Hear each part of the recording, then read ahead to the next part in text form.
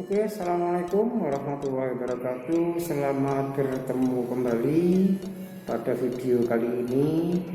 Eh, Pada kesempatan yang baik ini, saya akan mencoba untuk merangkum atau memberikan resume dari apa yang sudah pernah saya sampaikan melalui video-video saya yang terdahulu.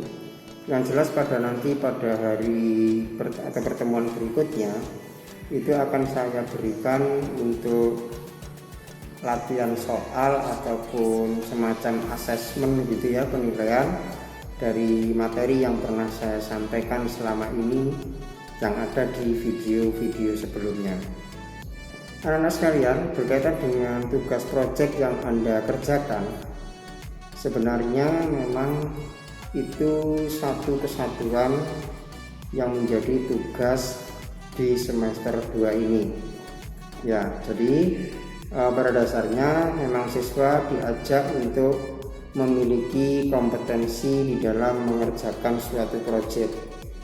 Kebetulan di dalam jurusan Anda adalah jurusan pemasaran atau jurusan retail ya, sehingga proyek yang paling berkaitan dengan kompetensi itu adalah ya memang kegiatan yang sifatnya melatih Anda untuk masuk ke dunia retail. Nah, antara lain di dalam melaksanakan retail memang tidak bisa seorang penjual langsung menjual begitu saja gitu ya. Jadi seorang penjual harus memiliki data, memiliki pengetahuan yang cukup untuk sebagai bekal di dalam memberikan informasi kepada calon pembelinya. Ya, antara lain itu. Memang di dalam memiliki pengetahuan tentang produk yang akan dijualnya itu merupakan modal dasar bagi seorang penjual. Ya. Jadi bila seorang penjual memiliki pengetahuan yang cukup, yang memadai mengenai seluk-beluk barang yang dijualnya, apakah itu mengenai jenisnya, apakah mengenai variannya, ukurannya, manfaatnya, kebaikannya, kelemahannya, komposisinya, nama produsennya, cara penggunaannya, dan seterusnya, kemasannya bahkan ya, ataupun sampai dengan cara pengirimannya barangkali. Nah, itu sampai sedetail itu. Seandainya seorang penjual bisa menguasai itu semua, maka dia akan bisa memberikan informasi yang benar-benar akurat kepada calon pelanggan. Nah, di sini adalah merupakan salah satu modal dasar bagi seorang penjual. Nah, kemudian yang kedua, bagaimana seorang penjual itu bisa mengkomunikasikan apa yang telah dimilikinya tadi kepada calon pelanggan.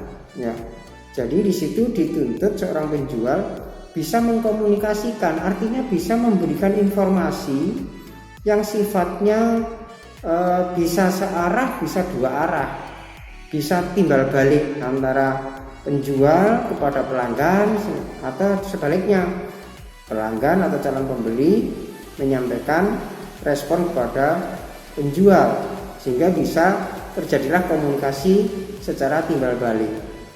Nah, di sini diperlukan seni yang tersendiri bagi masing-masing penjual. Ya, cara berkomunikasi, cara menyampaikan informasi, cara penampilannya bagaimana, gesturnya bagaimana, tutur katanya bagaimana. Ya, ini semua memang diperlukan oleh seorang penjual.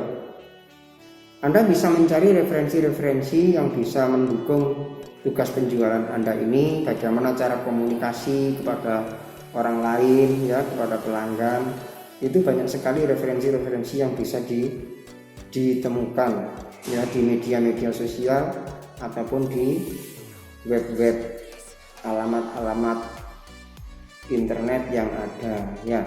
Nah, yang berikutnya yang perlu disampaikan kepada calon penjual, kepada calon pelanggan adalah menyampaikan informasi yang sifatnya persuasif, yaitu dengan cara mempengaruhi. Ya, mempengaruhi itu dengan cara membujuk. Ya, tentunya membujuk bukan berarti membujui seperti bahasa orang Malang ya, bukan, tapi membujuk di sini adalah merayu, dalam arti menggunakan kata-kata, menggunakan gestur, menggunakan media, gambar ataupun pesan-pesan visual maupun pesan-pesan audio, ataupun kedua-duanya audio dan visual, dengan cara-cara yang menarik sehingga calon pelanggan itu bisa mengambil keputusan untuk membeli barang yang kita tawarkan. Nah, di akhir tindakan kegiatannya tentunya penjual juga harus mengevaluasi hasil penjualannya. Jadi tidak hanya pokok menjual, tidak seperti itu, ataupun bah payu bah enggak misalnya, ya enggak boleh. Jadi apa target Anda sebagai seorang penjual? Tentunya mesti ada hasil. Hasil tidak sembarang hasil, tentunya hasil yang maksimal. Jadi bukan hanya sekedar meraih omset begitu saja, tetapi omset Anda itu yang Anda inginkan berapa? Ya, jadi Anda harus punya target. Jadi memberikan target sendiri kepada dirinya, berkomitmen kepada dirinya sendiri untuk meraih yang terbaik. Nah, terbaiknya berapa? Nah, silakan Anda kira-kira sendiri baik menurut Anda itu seberapa. 60 ya baik, 80 ya baik, atau kalau dinominalkan 100.000 baik, 200.000 baik, 1 juta juga baik, terserah ya. Jadi silakan Anda bisa mengukur kemampuan Anda sendiri, tapi bukan berarti Anda sama sekali tidak melakukan apa-apa atau tidak meraih omset sama sekali. Wah, itu sangat disayangkan ya, sangat disayangkan, karena Anda sudah memiliki ilmu yang cukup memadai di dalam praktek menjalankan proyek ini ya. Nah, sedangkan untuk promosi yang bisa Anda kerjakan antara lain dengan menggunakan media-media ya, baik media elektronik maupun media cetak ya, media sosial, boleh, terserah yang bisa Anda lakukan yang mana, ataupun Anda melakukan dengan personal selling, melakukan face to face, dari tatap muka kepada bertemu dengan pelanggan secara langsung, ataupun door to door boleh. Silakan Anda lakukan dengan berbagai macam teknik atau cara-cara melakukan promosi. Sedangkan kalau ada yang di Karisma sebagai supplier barang Anda, ada promo bandit, ada promo harga diskon. Nah, itu sebagai pendukung. Jadi Anda tidak melakukan satu cara promosi saja, tetapi bisa melakukan beberapa cara promosi Anda gabungkan. Jadi jangan hanya monoton satu saja.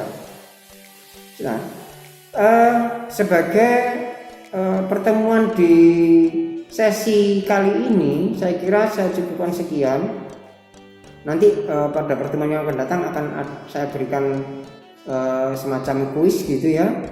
Silakan nanti Anda kerjakan, dan tentunya untuk bisa mengerjakan itu akan lebih baiknya kalau Anda mempelajari ataupun menyimak dari apa yang sudah saya sampaikan pada video-video saya, yang saya kira tidak terlalu banyak, waktunya hanya 4-5 menitan. Dan video kali ini saya kira memang cukup panjang karena merangkum dari apa yang sudah saya sampaikan, dan harapan saya Anda bisa melaksanakan dengan baik sehingga bisa memperoleh nilai dengan baik dengan dasar-dasar pengetahuan yang diberikan di sekolah selama ini. Saya kira gitu dari saya, kurang lebihnya saya mohon maaf. Assalamualaikum warahmatullahi wabarakatuh.